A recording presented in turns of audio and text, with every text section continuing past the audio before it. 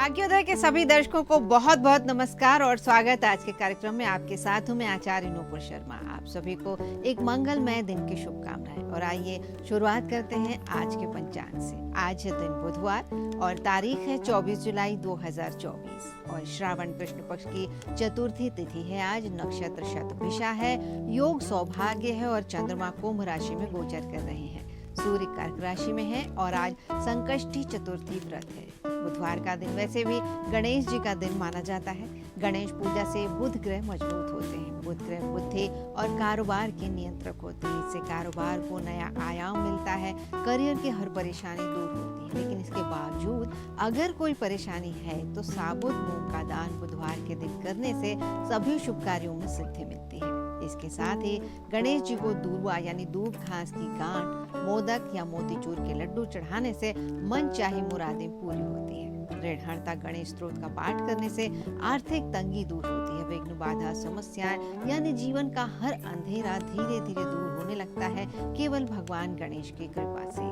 और आपको ये बता दें कि सावन के महीने में आप यदि शिव जी को अपनी राशि के अनुसार कुछ चढ़ाते हैं तो उसका शुभ फल आपको जरूर मिलता है। तो सभी 12 राशियों की बात करते हैं। मेष राशि वाले शहद, गुड़ और गन्ने के रस के साथ शिव जी का अभिषेक करें और साथ ही उन्हें बेलपत्र और लाल फूल चढ़ाएं।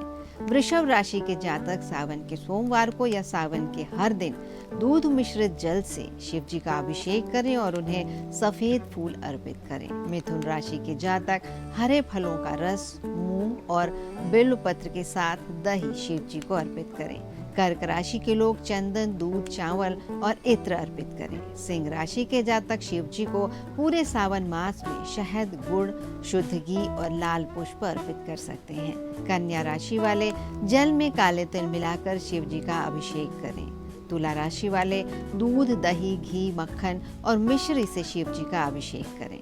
वृश्चिक राशि के जातक जल और बेलपत्र अर्पित करने के साथ साथ महामृत्युंजय मंत्र का जाप करें तो उनके लिए बहुत शुभ होगा।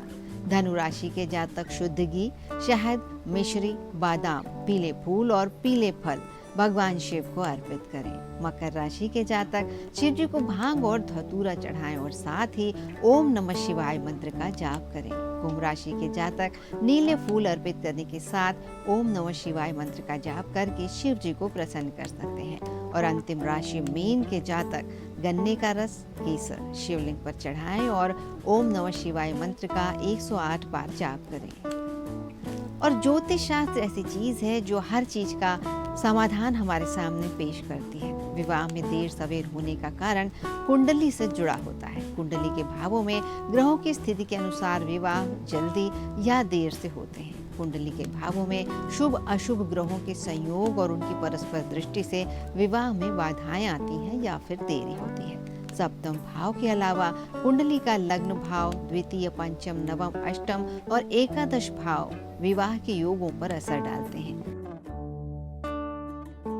कुंडली का 7वां घर बताता है कि किस उम्र में शादी होगी, कौन सी दिशा होगी जहां प्रयास करने से बात बन जाए। जीवन साथी कैसा होगा, एक शादी होगी, कई होंगी या फिर नहीं होंगी। चंद्रमा, बुध, गुरु, शुक्र ये सभी शुभ ग्रह हैं। इनमें से कोई एक यदि सप्तम भाव में हो तो शादी की रुकावटें अपने आप समाप्त हो जाती हैं। लेकिन इनके साथ कोई और ग्रह भी हो तो रुकावट जरूर आती है। जैसे राहु, मंगल, शनि और सूर्य ये सभी अशुभ ग्रह हैं। यदि ये 7वें भाव में हो या किसी भी प्रकार से 7वें भाव से संबंध बनाए तो दाम्पत्य जीवन के लिए शुभ नहीं होते हैं। बुध जल्दी और सूर्य शनि शादी में विलंब के कारक हैं और बहुत देर तब होती है जब एक से अधिक अशुभ ग्रहों का प्रभाव सप्तम भाव पर हो।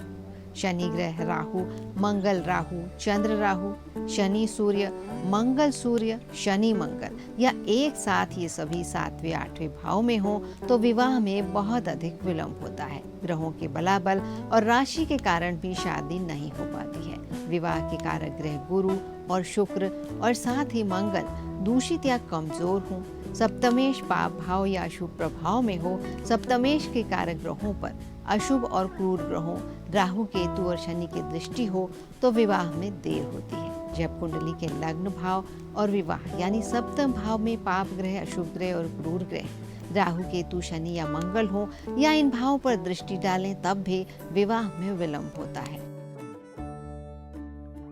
और कभी न कभी हर कोई मुश्किल परिस्थितियों से गुजरता है। ऐसे में हम सोचते हैं कि जल्दी से जल्दी ये दौर खत्म हो जाए और अच्छे दिनों की शुरुआत हो। परेशानियों के दौर में एक एक दिन गुजारना बहुत कठिन होता है। अनुकूल ग्रह नक्षत्र आने में समय लगता है, लेकिन जब ये आते हैं तो सब कुछ बदल जाता है। लेकिन ये कैसे समझें कि अब दुख के दिन टल गए हैं? ज्योतिष की माने तो अच्छा समय शुरू होने से पहले हमें कुछ प्राकृतिक संकेत मिलते हैं, और ये प्राकृतिक संकेत क्या है, आइए आपको बता देते हैं। अगर आपको जल से भरा कोई पात्र दिखे तो जल होता है उसे भगवान विष्णु से जोड़ कर देखा जाता है, और साथ ही ज्योतिष में जल को शुभ ग्रह चंद्रमा का भी प्रतीक माना जाता है। ऐसे में अगर रास्ते पर चलते हुए कहीं पानी से भरा कोई पात्र दिख जाए तो इसे शुभ संकेत माना जाता है। जल से भरा पात्र देखने के बाद आपको कोई अच्छी खबर मिल सकती है, या फिर कुछ ऐसा हो सकता है जिससे आपके जीवन में सकारात्मक बदलाव आ सकते हैं। अगर पुरुष के दाएं हाथ में और किसी महिला के बाएं हाथ में बार बार खुजली हो रही हो तो ये भी एक शुभ संकेत माना जाता है। ऐसा होने पर धन से जुड़ी समस्याओं का अंत होता है, और साथ ही अचानक धन लाभ के योग भी बनते हैं। हाथ में खुजली होने का अर्थ ये भी लगाया जाता है कि अब आपके जीवन का बुरा दौर खत्म होने वाला है और आर्थिक मोर्चे पर आप सफल हो सकते हैं। घर से बाहर अगर बार बार झाड़ू दिख रही है तो समझ जाइए कि माता लक्ष्मी की कृपा आप पर बरसने वाली है। झाड़ू को माता लक्ष्मी का प्रतीक माना जाता है। ऐसे में झाड़ू का कई बार दिखना ये दर्शाता है कि आर्थिक लाभ मिल सकता है। अगर धन से जुड़ी परेशानियों से जूझ रहे थे तो अब उनका अंत हो सकता है। लाल चींटियां हर घर में दिखती हैं, लेकिन काली चींटियां अगर कभी घर में दिख जाएं तो उनको शुभता का प्रतीक माना जाता है। अगर घर में काली चींटियां आ रही हैं तो ये आने वाले अच्छे दिनों का संकेत है। काली चींटियों का झुंड अगर घर की दीवारों पर चढ़ता दिखाई देता है तो ये मानना चाहिए कि करियर और कारोबार में उन्नति मिल सकती है। घर आई काली चींटियों को मारने से बचना चाहिए, बल्कि उन्हें आटा और चीनी मिलाकर खाने के लिए देना चाहिए। अगर सुबह के समय शंख की ध्वनि सुनाई दे तो इसे भी अच्छे दिनों की शुरुआत का प्रतीक माना जाता है। जिन चुनौतियों का हम सामना कर रहे थे वो दूर हो सकती हैं और जीवन में स्थिरता देखने को मिल सकती है। जीवन से निगेटिविटी दूर हो सकती है। अगर अपने आसपास अनजानी सुगंध का एहसास होता है तो समझ जाइए कि कोई सकारात्मक ऊर्जा आपके साथ है। ऐसा होने पर आपके जीवन में भी अच्छे बदलाव आने शुरू हो सकते हैं और कोई बड़ी उपलब्धि भी मिल सकती है। अगर आपको सपने में कोई मंत्र सुनाई देते हैं तो ये एक बेहद ही अच्छा सपना माना जाता है। इसका अर्थ ये होता है कि असल जीवन में आप सफलता के मार्ग पर अग्रसर हो सकते हैं और कोई अच्छा बदलाव देखने को मिल सकता है। यदि सुबह सुबह गाय की आवाज़ सुनाई दे, या गाय और बछड़ा साथ में दिखाई दे, या गाय बछड़े को दूध पिलाती हुई दिखाई दे तो इसे शुभ दिन की शुभकामना समझें। कोई खुशखबरी आपको मिल सकती है, कुछ नया शुरू हो सकता है, या जीवन में कुछ नया आ सकता है। और सावन के पावन महीने में अगर आपको सभी 12 ज्योतिर्लिंगों के दर्शन एक ही जगह हो जाएं तो सोचिए कि दिन कितना शुभ होगा। ऐसा ही एक मंदिर है कमलेश्वर महादेव मंदिर, जहां इसी विचार को ध्यान में रखकर 12 शिवलिंग एक ही जगह पर स्थापित किए गए हैं। तो आइए देखते हैं इस मंदिर की महिमा।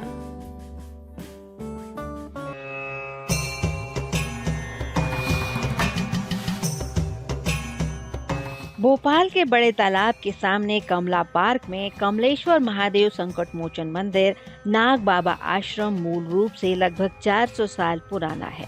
मंदिर के परिसर में भगवान शंकर के साथ श्री हनुमान, श्री शनिदेव और मां कैला देवी के मंदिर प्रमुख रूप से हैं। इसके अलावा देश के 12 ज्योतिर्लिंगों के प्रतीकात्मक स्वरूप भी यहाँ पर 12 शिवलिंग के रूप में स्थापित हैं, जिनका ध्यान करके श्रद्धालु उनकी पूजा यहाँ एक साथ कर सकते हैं। हर शिवलिंग के ऊपर नाग देवता बने हुए हैं और सामने ज्योतिर्लिंग का नाम लिखा हुआ है। इसके एक किनारे पर नंदी की प्रतिमा स्थापित है। शिवलिंग के पीछे रामेश्वरम में सेतु निर्माण के समय श्री राम द्वारा की गई भगवान शंकर की लिंग पूजा का बड़ा सा चित्र उकेरा गया है। इसके 12 अलावा ज्योतिर्लिंगों के लोग बाग दर्शन के लिए नहीं जा पाते, जो गरीब हैं, निर्धन हैं, बेचारे नहीं कर पाते 12 ज्योतिर्लिंग का दर्शन। तो यहाँ सारे 12 ज्योतिर्लिंगों की स्थापना की गई है। सारे आप लोग दर्शन करें सब लोग। कमलेश्वर महादेव मंदिर में हम खड़े हुए हैं, जो बड़े तालाब के ठीक सामने है, और साथ में यहाँ पर संकट मोचन की भी स्थापना है, जो कि शिव जी के ही एक रूप है। यहाँ पर भक्त बड़ी आस्था से आते हैं और शंकर जी की आराधना करते हैं, और सावन के दिनों में इसका महत्व और भी बढ़ जाता है। इस मंदिर की एक विशेषता और है कि यहाँ पर भारत के प्रसिद्ध 12 ज्योतिर्लिंगों के नाम से एक एक करके 12 ज्योतिर्लिंग लाइन से स्थापित हैं, जिसमें लोग अपनी आस्था के साथ उन सभी 12 ज्योतिर्लिंगों के शिव जी को याद करके उनकी पूजा यहाँ पर कर सकते हैं। और साथ में उनके ऊपर सर्पों की भी आकृति बनी हुई है, और नंदी महाराज की भी स्थापना एक किनारे पर की गई है। इसके अलावा बड़ा प्रमुख शिवलिंग भी यहाँ पर स्थापित है, जहाँ भक्त अपनी पूरी आस्था और विश्वास से पूजा और आरती करके माथा टेकते हैं और भगवान का आशीर्वाद लेते हैं। हर शिव मंदिर की तरह ये भी एक विशेष शिव मंदिर है, जो सब शिव भक्तों के लिए विशेष ही होता है, और वे अपनी अपनी मनोकामनाएं यहाँ पर पूरी करते हैं। और सावन के दिनों में हर मनोकामना भक्त की पूरी होती है, ऐसा भक्तों का कहना है। और वे अपनी आस्था के हिसाब से यहाँ पर आग, धतूरा, फूल, बेलपत्र जो भी भगवान को चढ़ाना चाहते हैं अर्पित करते हैं, और माथा टेककर अपनी मनोकामनाएं कहते हैं, ताली बजाकर अपने मन के विश्वास को बड़ा करते हैं। मंदिर में विभिन्न प्रमुख देवी देवताओं की मूर्तियां एक ही जगह पर क्रमवार स्थापित हैं।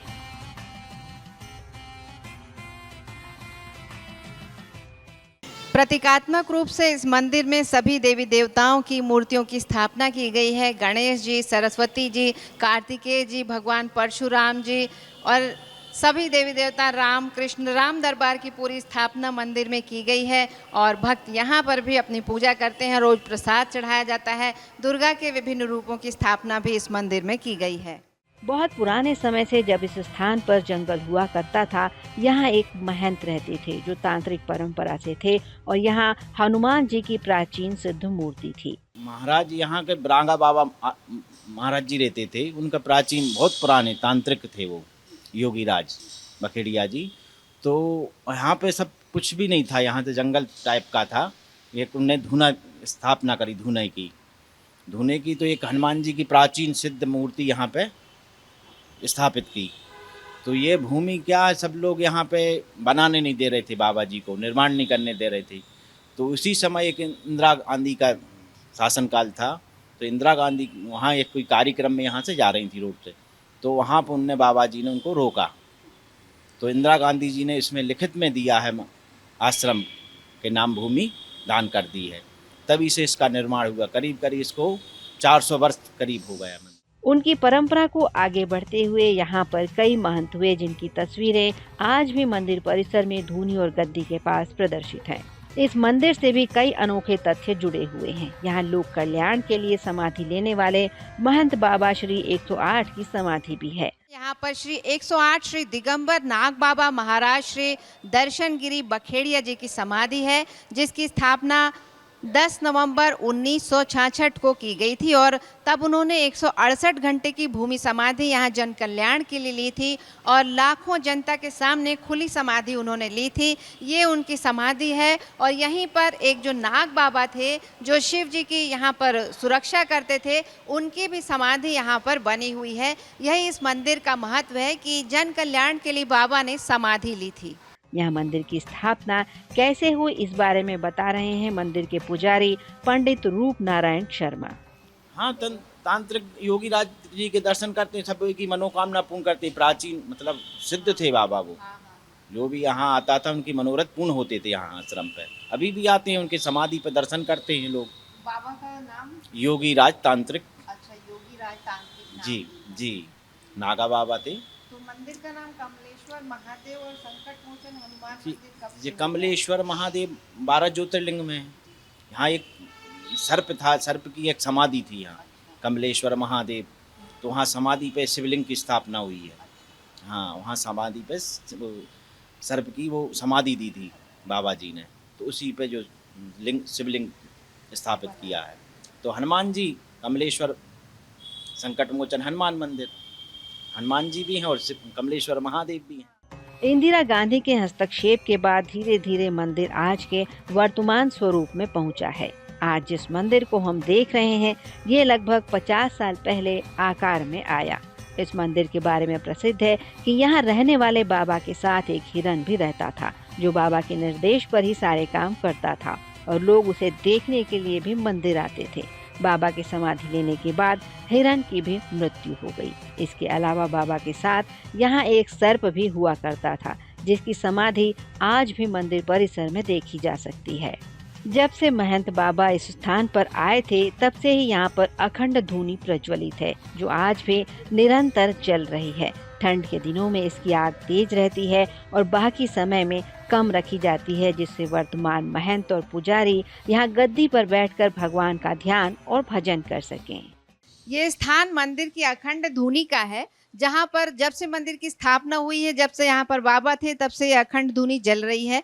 सर्दियों के दिन में ये ज़्यादा प्रज्वलित रहती है, लेकिन बाकी समय ये शांत रहती है, क्योंकि जो भी यहाँ बाबा रहते हैं वे आसानी से यहाँ पर बैठ सकें और आँच के कारण दूर न रहें, इसलिए अभी ये शांत है, लेकिन अंदर इसके अग्नि प्रवाहित है। और ये जितनी भी यहाँ पे तस्वीरें लगी हैं, वो सभी यहाँ के महंत और बाबा रह चुके हैं। और ये बाबा जी हैं हमारे सामने, जिन्होंने मंदिर के लिए समाधि ली थी। श्री कमलेश्वर महादेव संकट मोचन मंदिर नाग बाबा आश्रम के वर्तमान महंत बाबा अनिल गिरी कहते हैं कि ये ईश्वर की कृपा है कि उन्हें ईश्वर की सेवा के लिए चुना गया है। मंदिर की कीर्ति बढ़ाने के साथ ही वे सदा धर्म कर्म के कार्य और लोगों की सेवा का प्रयास करते हैं। वे बताते हैं कि यहाँ अन्न क्षेत्र और गौशाला शुरू करना उनका सपना है, जिससे अधिक से अधिक भक्तों को भगवान का आशीष मिल सके।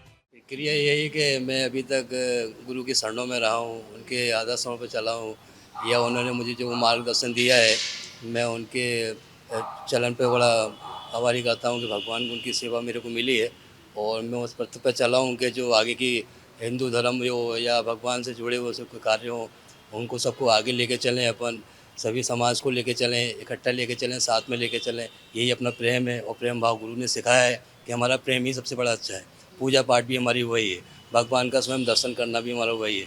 अगर हम सब साथ में हैं, प्रेम में हैं, मेरी जिम्मेदारी यही है कि जो गुरु का स्थान है, गुरु के स्थान की आगे चल के और भविष्य में इसका निर्माण कराऊं या और अगति बढ़ाऊं, गौशाला खोलूँगा या अन्य क्षेत्र उनके नाम से चलाऊँगा। ये भी मेरी प्रेरणा है आगे के लिए। गुरु कहते थे कि हम किसी भूखे को भोजन भी कराते हैं तो हमारे 100 पुण्यों का एक फल मिल जाता है कि नहीं। तो मैं विचार है कि अब अन्य क्षेत्र भी उन्हीं के नाम से चलाऊँगा।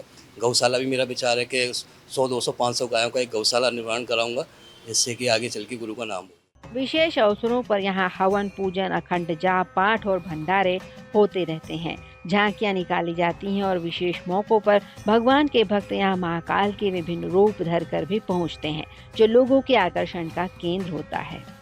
हर कंकर में शंकर है, इस मान्यता के साथ जहाँ है जिस रूप में है, वहीं पर भी जो है वही भगवान है। ये मानकर चलने से हर जगह शांति मिल सकती है, हर मनोकामनाएं पूरी हो सकती हैं। ईश्वर का हर स्वरूप हमारी आस्था से ही प्रबल होता है, बस होना चाहिए हमारा विश्वास और हमारी भक्ति। सावन की महिमा अपरंपार है और पीढ़ी दर पीढ़ी हम इसका महत्व देखते चले आ रहे हैं।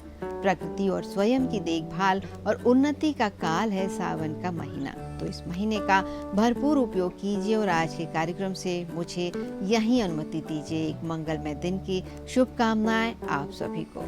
नमस्कार।